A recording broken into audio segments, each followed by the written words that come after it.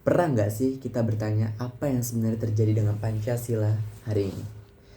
Kita hafal 5 sila sejak SD, kita baca, kita tulis, kita ucapkan di upacara. Tapi apakah kita benar-benar menghidupkannya? Hari ini aku ingin cerita tentang sesuatu yang sederhana, tapi mungkin bisa bikin kita kaget.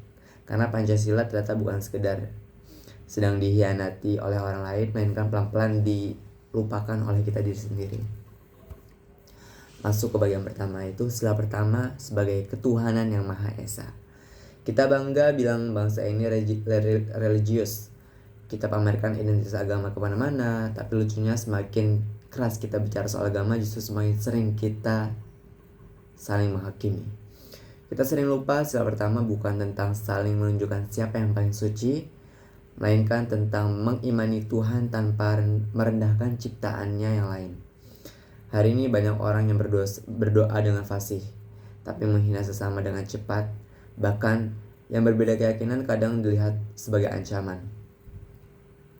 Padahal jika Pancasila berbicara, mungkin dia berkata, beribadahlah, tapi jangan lupa berperilaku sebagai manusia.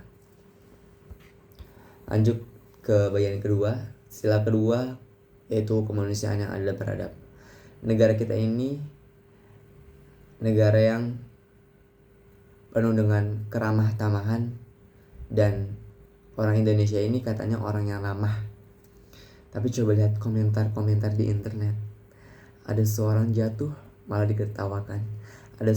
Ada korban bencana diviralkan dulu sebelum ditolong. Ada orang tertekan malah dihina.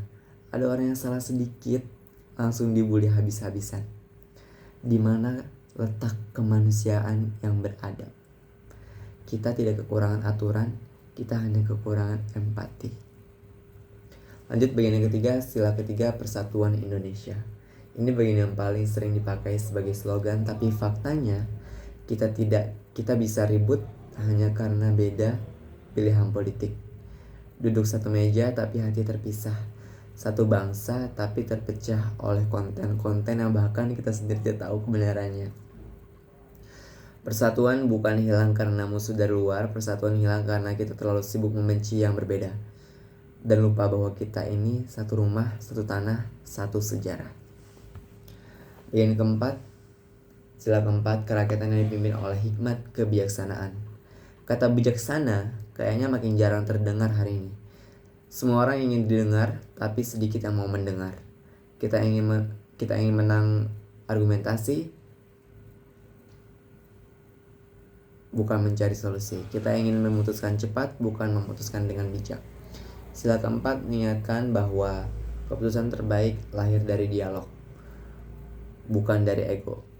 Tapi kita lebih suka bereaksi cepat, marah cepat, tersinggung cepat, dan betapa jauhnya kita dari hikmat kebijaksanaan. Dan yang kelima, keadilan sosial bagi seluruh rakyat Indonesia. Ini sila yang paling berat karena di balik kata keadilan ada kenyataan yang pahit. Masih banyak yang sulit sekolah. Masih ada yang kerja keras tapi tak cukup makan. Masih ada yang rumahnya jauh dari kata layak. Masih ada yang berjuang sendirian sementara yang lain hidup nyaman. Keadilan bukan soal menyamaratakan semuanya, tetapi keadilan adalah memastikan setiap orang yang hidup dapat hidup sebagai manusia, dan itu belum kita wujudkan sepenuhnya. Dan yang terakhir sebagai penutup, Pancasila itu tidak pernah salah. Hanya kita yang melupakannya. Inilah fakta yang jarang kita ketahui. Pancasila tidak sedang hilang. Yang hilang adalah kita yang berhenti menjadikannya sebagai pedoman hidup.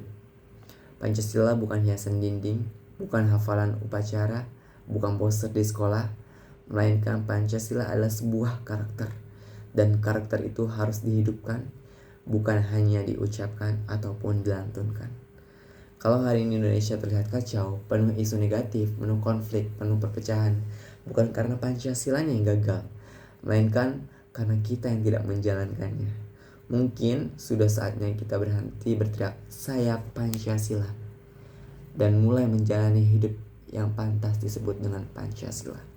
Karena perubahan besar tidak dimulai dari negara, melainkan dimulai dari satu manusia yang berani memperbaiki dirinya.